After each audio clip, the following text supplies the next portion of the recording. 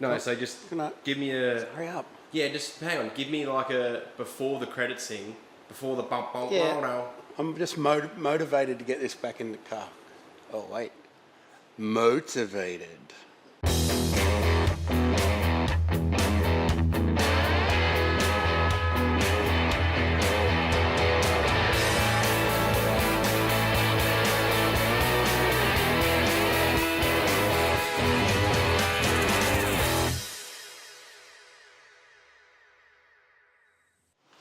Welcome back to the Skid Factory. Before we slide this engine back into that engine bay, I'm going to slide into your DMs and hit you up to buy one of these Tool Pro X kits. But wait, you don't even have to buy it. We're giving them away. And it's bigger than this. This is little. All you got to do is like, subscribe, and ring the bell, and then get your mates to. Get onto your mistress, get her to. And then head over to the store and buy some merch. Anything over $30 gets you in the draw, and we'll send it straight to you. But you've got to be in Australia. So if you're not in Australia, Australians only due to postage issues. Yeah. And also sign into your son's account and hit subscribe. What if you have a daughter? Or your daughter's account and hit subscribe. Can you just make fake accounts? Move over Mr. Beast, make a fake account. Who's Mr. Beast? That sounds like something that would be on late night on SBS.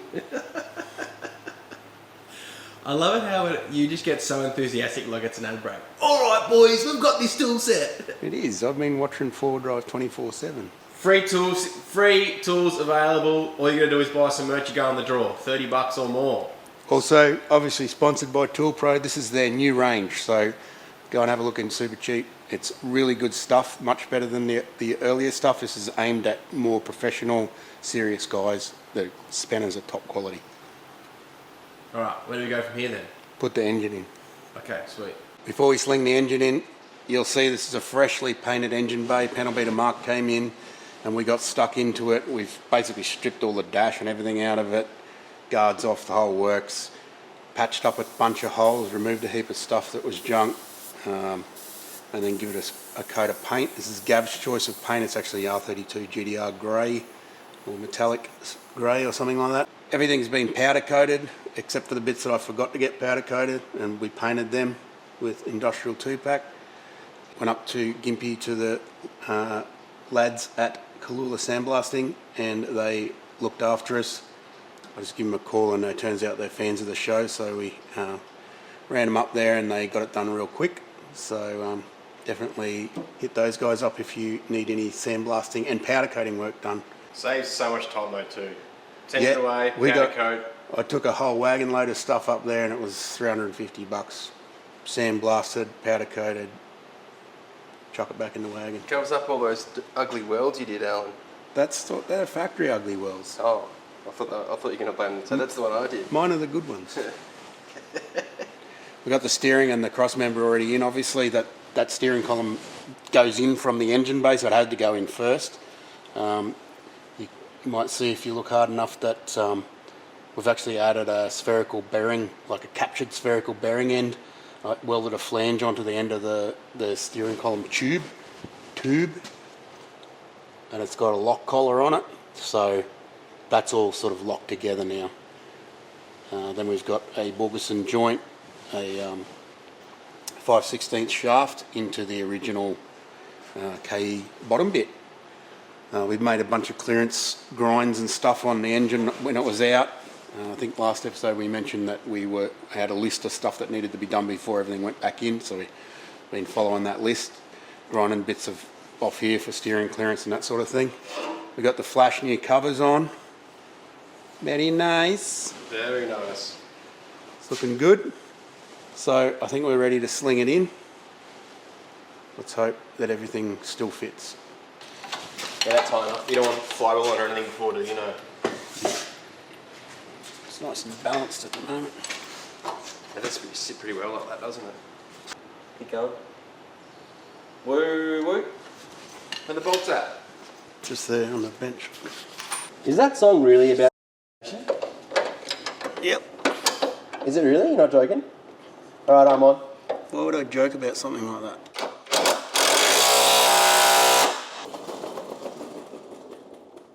You were a top hit last week, Roger. Everybody loved you. Now it's 50% more Roger. Yeah, you like that for the size since last week, eh? Engine's fitted, dropped in nicely. Pretty happy with everything clearance-wise with the stuff that we trimmed off, so that's all good. We're ready to fit up the trans. This is a Tremec TR6060 out of a late model Commodore 6-litre V8 LS engine. There's heaps of these in Australia. I know that if you're in America, you probably would have put a Nissan CD009 or whatever in it, but they're not common here, and these are, so that's why we're using it. This is the shifter that we talked about last episode. As you can see, it all bolted up here. That's from Malex Motorsport out of Sydney. They do a lot of LS swap parts, including stuff for the engine, alternator relocations, that sort of thing. A whole bunch of shifter lengths, locations, so you can kind of tailor it to your own requirements, and also tail shaft adapters.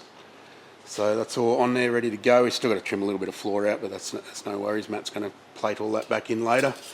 The next thing you got to do when you're fiddling around with these things, if you're fitting them, even if you're putting it just into an LS with a different clutch, is they've got a concentric slave cylinder, which are kind of good in one way, but also a pain in the ass in another way. I've got on here an old LS1 style cylinder, and I've put that on there just because it's easier to get fittings for to set up a remote bleeder and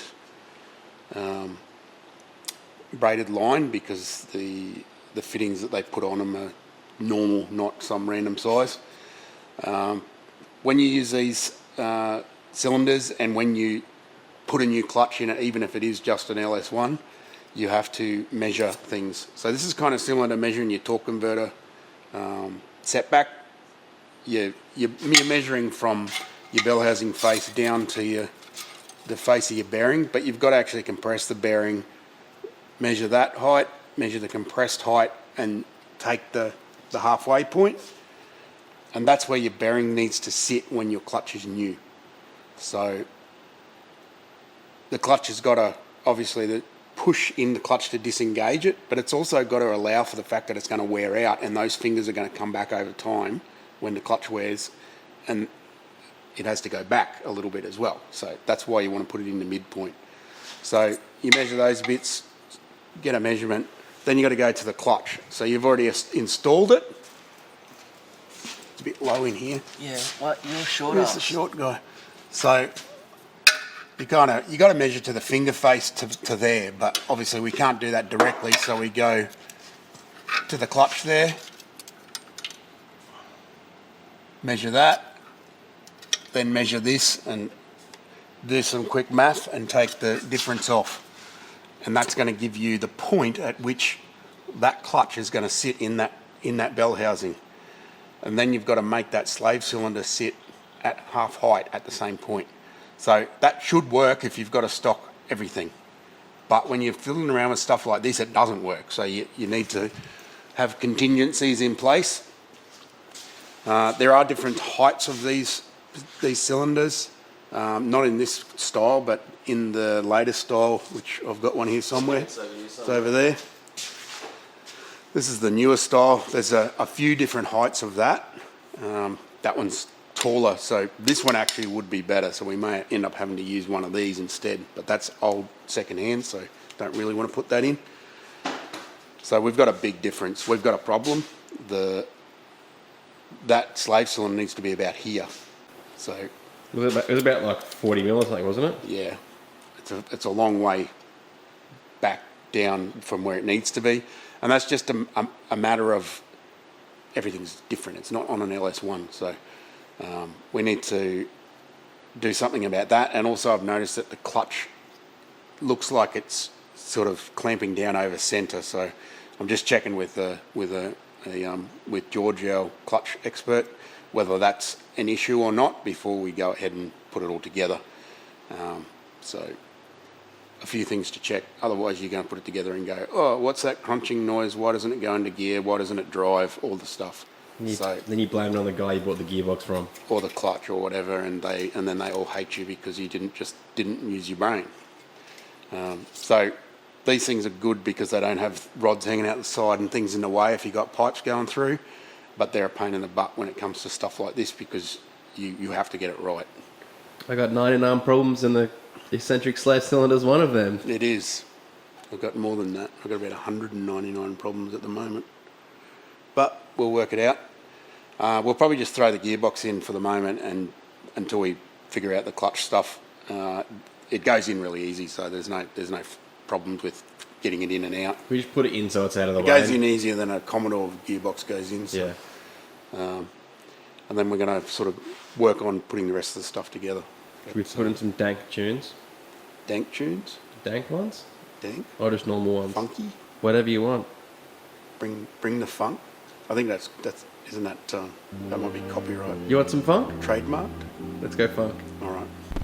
Quick tip, if you want to put a TR6060 in your 1JZ drift car, don't buy one that looks like this. That's for a dual mass. A lot of them are like that. It needs to have a spline to the end. Docking.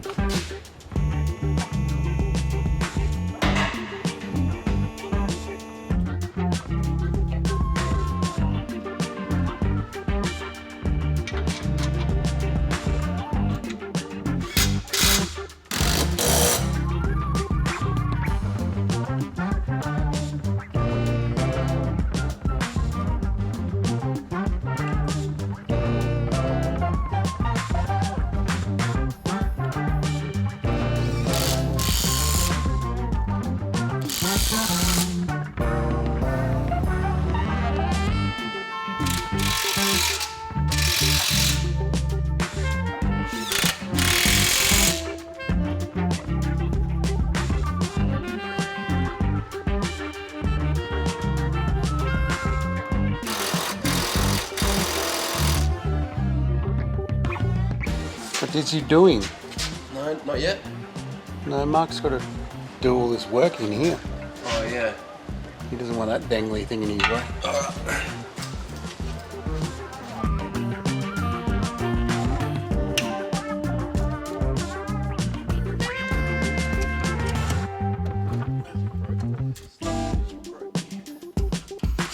Don't scowl at me, boy. Send you to go get a left-handed screwdriver. I can't tell the difference between left and right, so that'll be a waste of time. You just put your hands out and go Yeah. L for left. L for loser. Yeah.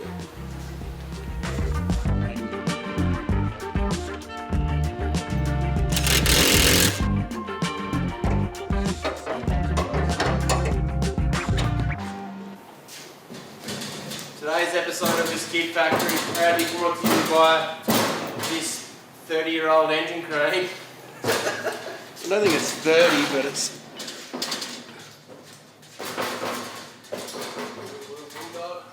Oh, flash, Alan. You know what the best part about this is? What? Oh, apart from it being 240 volt, the best part is that neither of us are machinists that now we've got a flash lathe to use. Yeah, that's how you convince your mates that are machinists to come over and do it for you. Nothing like getting sidetracked when there's lots of work to do, huh? Shiny lathe. Why have you got Heston Blumenthal glasses on? Because otherwise I get horsehair in my eyes. I hate It's that not stuff. horsehair, it's asbestos. It's not asbestos, is it? It is. No, it's not. Yeah. Is it really? You coughing? It's not asbestos, is it? It's asbestos and horsehair. Mixed together. Horse pubes.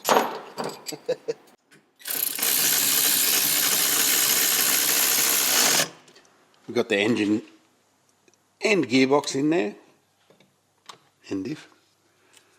It's fitting pretty good. We've got some steering clearance there now. I had to modify both the head and the new valve cover. There's so much going on. We're just waiting for another cotter pin. That trailer brake master cylinder though. Yeah, they work mint with concentric slave cylinders. And they pretty much fit straight onto a Nissan, among other things. Follow Alan for more tips and tricks. I've been around. And they also cost 26 bucks. Didn't we say we're not going to bolt them on? Yeah, I'm just holding it on there. Okay then. It's looking nice. We're just sticking this on there because we've had a a lot of hard work, and we need some What are you gratification. talking about? All you did is just bolt the engine back in, Owen. Yeah, that's all. There's a total of 6 bolts. It's about 6 minutes of film, yeah. Radiator?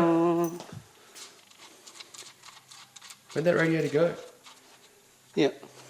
Oh. This is the radiator we ended up with. It's VR6 Golf Mark III, I think it is. And it's a good width for the rail. It's nice. Yes. Without cutting the car up. I remember you said you were going to cut the body up. No. We did cut a little bit out the front to get some more airflow through. It used to have just some straight down panels here that we chopped out before we painted it. Just got to fill in some bits here and put a condenser on it as well, because it is going to have air conditioning, but we're planning on electric air conditioning at this stage, so we're in the future. We're pretty stoked to have got this far. Everything's freshly painted, freshly powder coated, and we're starting to reassemble. It's always a good feeling when you've put all this work into it to be able to sort of piece everything together finally. Of course, there's always little bits and pieces that you've got to fiddle around with in the final process, but you get that. Do you scratch the engine bay when you put it back in? And also you're bound to scratch something, so hurrah. We've got a solution for the clutch. We've just put the gearbox in for the moment, but it's easy to get out, so we're going to get that sorted. And then it's just a matter of putting everything together and making some more hoses and pipes and stuff. And wiring. And everything. So we're about halfway. Exhaust next week? And exhaust. There's lots of stuff. You change your mind. Don't forget about our Tool Pro X giveaway. Jump over to the merch store, spend $30 or more. Open to Australian residents only. That's not it. It's like this. Bigger This is an It's green. one. I think it's 168 piece, or maybe it's 186. It's the same as what you've got in your toolbox. Yeah, that you one. use. It's good. It's a good one. Giving it away. Also, December the 18th, Haltech's 35th birthday bash at Sydney Dragway. We should be there. We might be there. Providing there's no issues with the usual things, we will be there. Yeah. Fingers crossed we can get back home across the border. But we're saying yes, we're going to be there. Get yourselves there. It's going to be an awesome event. Looking forward to it. Hell yeah, definitely. Really looking forward to that one. So head down if you're in the area. Definitely. If you're around Sydney, come down, see us, give us a high five. Alan will have his signing pen on him too in his pocket. I'll wear my turbo outfit. Sunday church outfit. Thanks for watching. Thanks for putting up with the episode 19 of the Hakasuka build. Hakska. We'll see you next week. Is there a bonus episode this week? No. No. Not unless you're going to a drag racing meeting this weekend. Maybe I am. Oh, actually you are too. No, but that's going to be posted in January. I'm going to try and crouch down a little bit so it's a bit shorter. Am I in it? Can you see it or not? No. Of course I can't see it. I've got my glasses on, I can see it. I'm going to put this in as an outtake. I'm too old to be able to see. You still look stupid. As if that's on a good thumbnail though. Engine bay, shitty rig. If you've got a gearbox jack, you've got a tripod stand. How's the shitty rig? Yeah. Oh, we forgot to mention Movember. Can I borrow some of your hair dye? Yeah. For my moustache? That moustache. Oh, extra zoom. What happened to your face? Oh, Roger. Little razor blades on the ends of his toes. Yeah, do you know what you look like? Can you see that when you're that close? No, I can't see it. I still can't. I reckon we should title the video "Cutest Ridgeback Puppy," and then we'll get more views than we've ever been on any video ever. I'd probably watch it if you did that. Funny dog, funny cute Ridgeback puppy. Come on.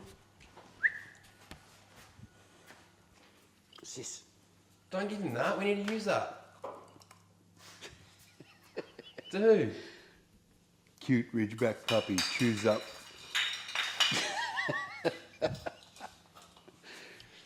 Cute Ridgeback puppy destroys my $50,000 engine. Okay, doggy, give me the... Hi! Hello, Steve! Yeah? Hello, Steve! Oh, I'm still recording. Bert.